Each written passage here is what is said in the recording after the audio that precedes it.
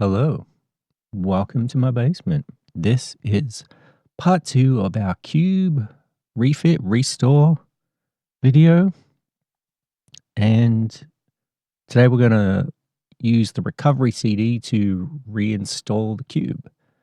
There is a lie on the internet. There's this myth that you can't use VirtualBox. And we have VirtualBox here, so we start VirtualBox up. We have our ISO in there. We'll go back. We're going to go over all this. But there's this lie on the internet that when you boot up VirtualBox,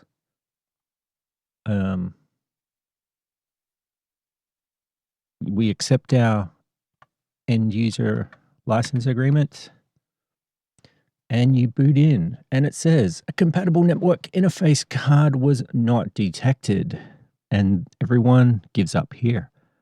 And this is a lie. This is a lie. Sun and Cobalt are trying to trick you. You can use VirtualBox. So let's go take a look at that. So first thing, we're going to create a basic new VM in VirtualBox. 256 meg of RAM. I found that to be the most optimal amount. I have tested this like 1,000 times to get all the combination of everything correct. I had no issues at 256. If you go higher, I did run into some issues, but 256 is great. Storage.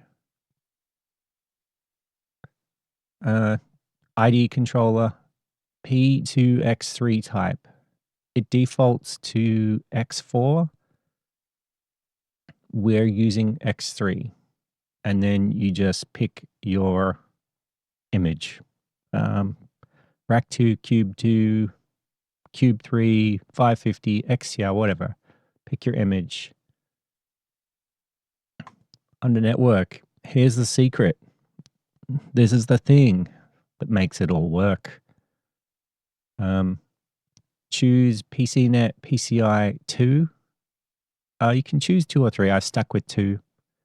And make sure it's bridged to one of your physical Ethernet ports on your computer. I have this connected through a crossover Ethernet cable to my Qube. This is all you need.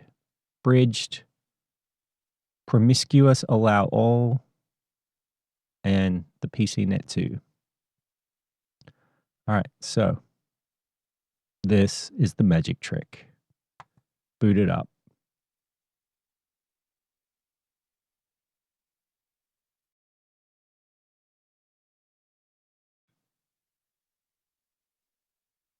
And we're going to press Q, and we're going to accept the end user license agreement. And here we go. A compatible network interface card was not found. Huh. We're supporting the Intel Pro 100, the Linksys Etherfast, the Netgear Fast Ethernet, or FreeCom. But wait, you just said, and I did.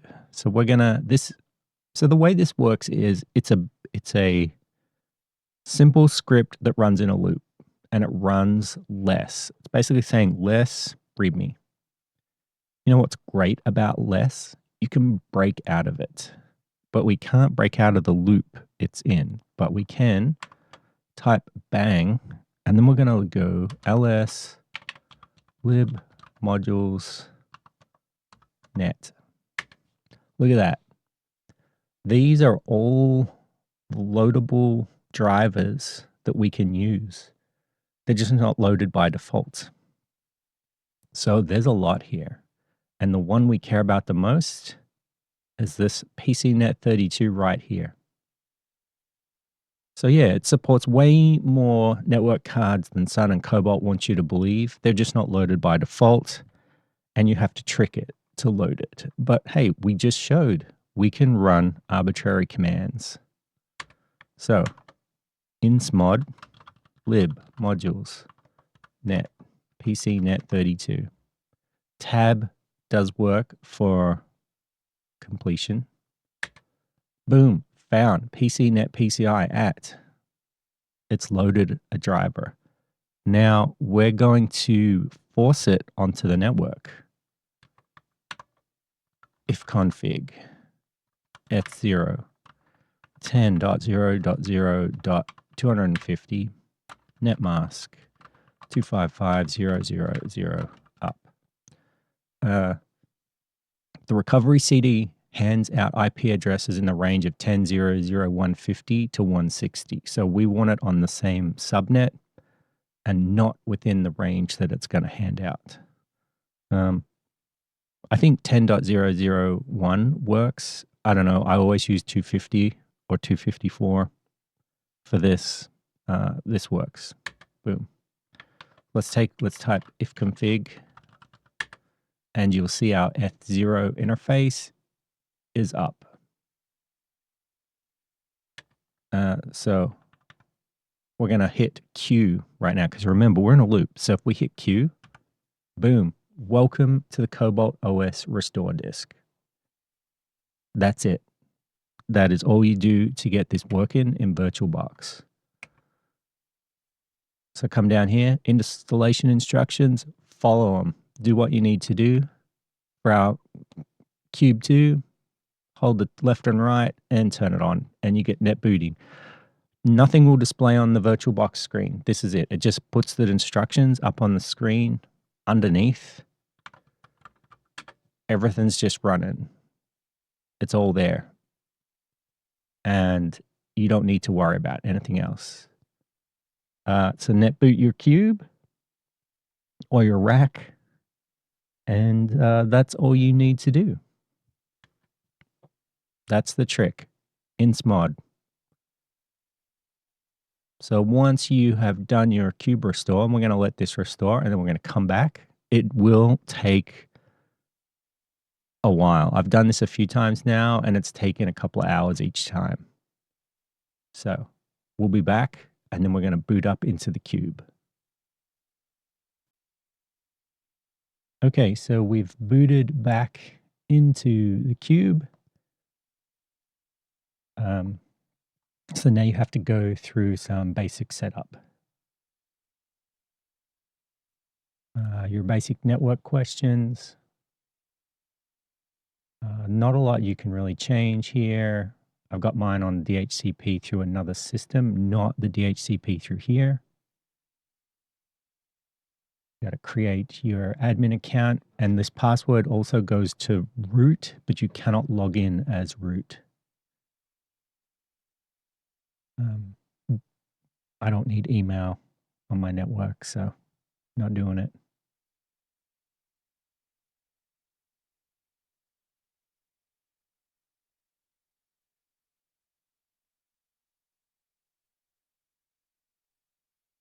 We're going to pick our services here. I don't need Apple Talk or Apple Share. I don't need front page server extensions, but you can put the ChiliSoft on if you want. I'm just messing with this anyway on my internal network, so it's just for fun. The question marks don't actually pop up, and it may be because my browser is too new versus a 1999 expected behavior.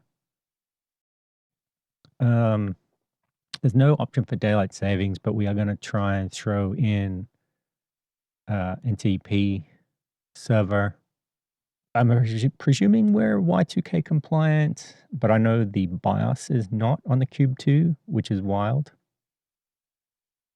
I probably should have tried pool 0 at NTP.org. Let's just throw in the Cloudflare one instead. And the pop-ups don't capture a lot of the time, which is annoying. But we're just selecting date and time.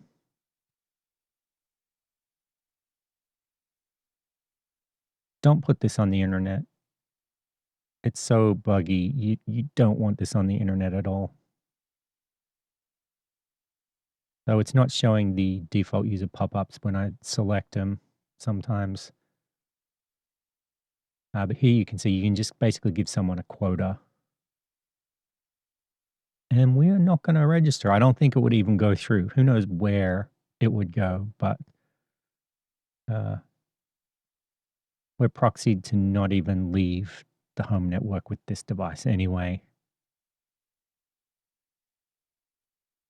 And there we go, we're in.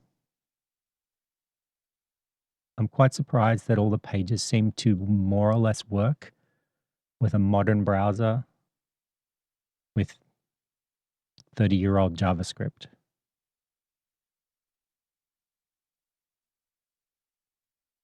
It is slow. I mean, this is a 250 megahertz MIPS thing, and there's a lot of lag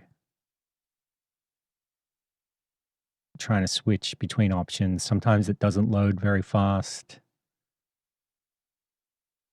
And this is the admin side once you're up and running, which is basically users and groups.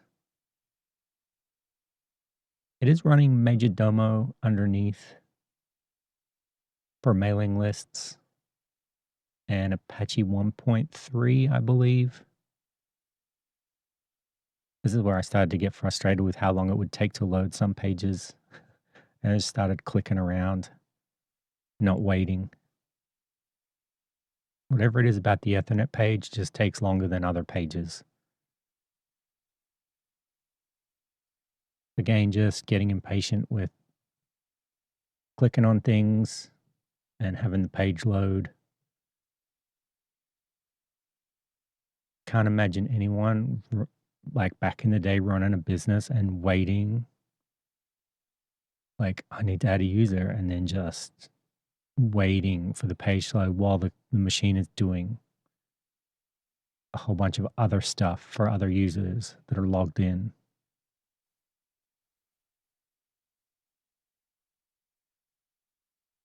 So this is something that exists only on the Qube 2 and not the Rack 2. Qube 2 installs the InfoPlace document management system as a package.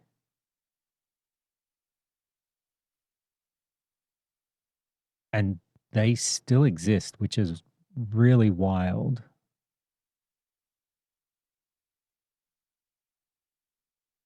I don't know why this shipped with the Qube and not the Rack. Seems weird. But I guess it's pre-EMC Documentum. Well, I don't know when Documentum came out, but I think the Rack also got a database system, which the Qube didn't get. So we got this instead. And I don't know if it's fully functional or if it's just a demo and you still need to buy a license. But InfoPlace still has a working website. I mean, it wasn't updated since, I think, 2014. So I don't really know how functional their website is. And that's it.